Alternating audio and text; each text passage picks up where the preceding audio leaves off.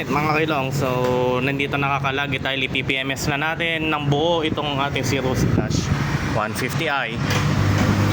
So ito nga yung upgrades natin, no. Yung caliper kasi sira to, tapos ito parating pa lang tong brake disc natin, no. Pang Supra din yung ganito natin. Tapos ito pang XRM, alisin lang natin, ayan, nakanisin. Tapos upgrade tayo ng Sparky Pluggy na Brisk. So yung Brisk natin, ang in-order natin ay ang X-Line. So racing na rin to. Yan yung code AOR12.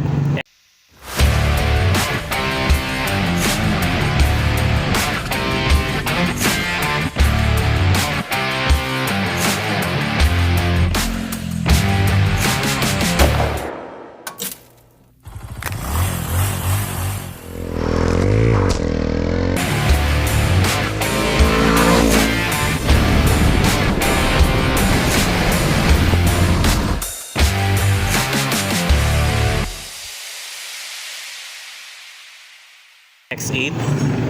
So yung kunin nyo is pang wave 125. And then ito ang kanyang manifold mga kailong. So ito yung lagayan ng ICV sensor. Ito. So ito yung kanyang manifold. Laki, no, di ba? Tapos ito yung sensor ng kanyang gasoline. So yung gasoline sensor, ang kanyang code ito. Screenshot nyo na lang. Ayan. And then ito naman ang kanyang injector. So ang katulad nito ay pang Kia Picanto. Ayan yung code. Ayan, screenshot. Tapos 2 holes lang yung stock natin. So ang pang Kia is pang 4 holes. Pwede naman yun. And then ito ang kanyang ear para sa hangin. So ang tatak ay motion. Ayan yun, motion yung tatak. Tapos 4 pin yan. And then ito ang kanyang injector coupler. Ayan. So ang injector coupler is 390 AK ang tatak, motion din. Tapos ito yung lock niya.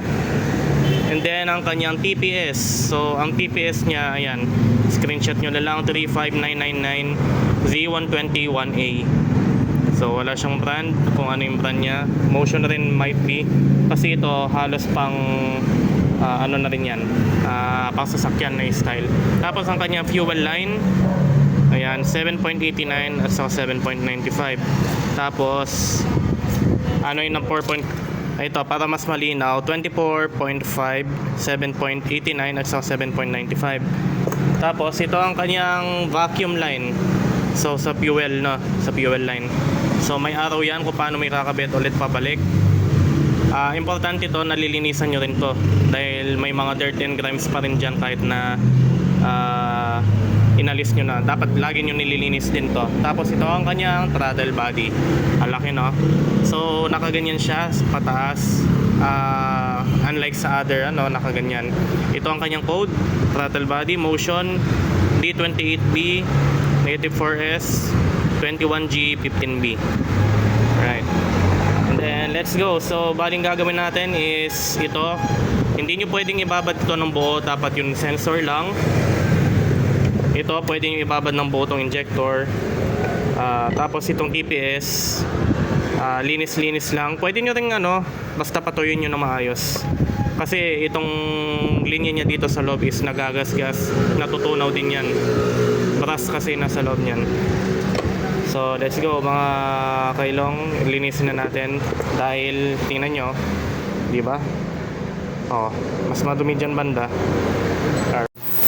Yan napakalinis, di ba? Yan naman. Masyado maliit yung ating ultrasonic. Pag-upgrade tayo ng ultrasonic. Tapos ito.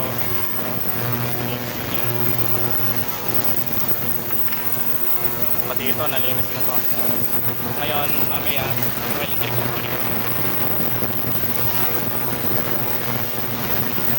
Pagkatapos niyan, throttle body naman, babalik ko rin agad.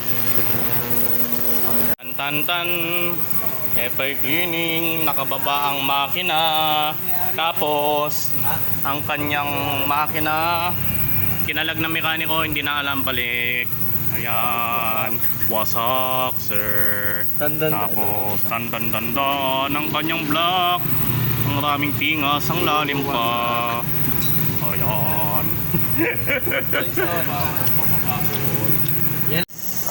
Ayan mga kailong, napakalinis no. Kapag naka-ultrasonic, parang brand new, ayan no. Diba? Parang brand new yan no. Ngayon, ito rin, natapos na yung kapilang side. Kung pa lang, linis na, sobrang linis. Kaya sa mga business pa, ito, mayroon na tayo kasama ultrasonic, kaya hindi na kayo mga problema. No? Dito lang sa harap ng TLB. Ito, napalitan na natin yung X-line. Yung brace, ayan, napalitan na natin. Ayan, nalinis na yan mga kailong. Diba, linis, diba? Oh, ngayon, may napapansin kayo. Yung hose niya, yung fuel line niya is kakaiba na. Kasi itong fuel line natin, bumabaluktot to, naiipit yung hose. No? So, ang papalitan ninyo, bumili kayo ng Fuji air hose, 1/4 yung sukat, 150 PSI. And then, bili na rin kayo ng 1/4 na hose clamp. No? Ayan. Para hindi na tumagas. Pero dito, hindi naman siya tumagas, kaya much better. Huwag kayo bibili ng hindi makapal na ganito kasi puputok lang kasi malakas yung pressure ng mga fuel pump.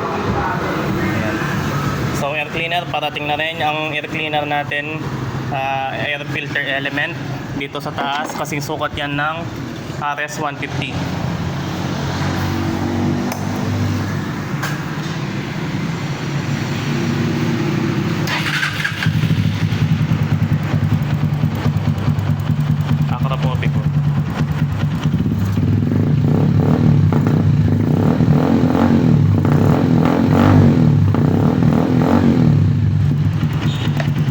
Tapos, isa pang technique sa atin mga kailong, no? Ito, hindi pa masyadong na ano to, papakita ko sa inyo. Ang kanyang IACV. Yung mga humahagaw-hagaw ko na IACV dyan. Ayan, kung makita nyo, wala yung kanyang IACV head. Ngayon, kapag yung head niya is tumaas hanggang doon, alam nyo nang pupugak yan. So, dapat i-reset yung IACV niya sa pinakailalim. Alright?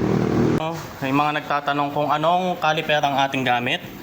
Nissin caliper po yan. Pang XRM. No, basta XRM. Match po yan. Ito, gagawin ninyo, stock yung bracket plate. Alisin nyo yung bracket. Ikakabit ninyo. Ingat-ingat lang po kasi itong rubber niya dito sa caliper, dapat walang singaw po yan kapag isinalpak nyo ulit. Tapos, itong kanyang rear, front disc, big disc, pang Supra po yan, Supra 150. Tapos itong kanyang sensor is hindi siya match doon kasi masyado siyang nakaangat itong ano natin. Ngayon, ang gagawin po ninyo dito, lalagyan nyo siya ng adapter, ayan, para lang mag-lift. Kasi kapag inilagay nyo lang to, wala siyang puwersa doon sa likod, kaya dapat malagyan siya ng puwersa. Lagyan nyo siya ng lift nyo. Pwede kayong gumamit ng pang flarings na screw, ganito, ayan, yung mga ganito na screw para pang adapter ninyo. Ngayon, aalisin nyo rin po itong sensor nya para mag-fit. Ganon din inilagay ko, ayun no. Lagyan natin ng ganon para sa sensor para mag-read ang kanyang sensor 6 speedometer. Ayan po siya. So as you can see, hindi naman sumasayad, magre-read po yan. Ayan no, ayun siya. Diyan sa sayad guys.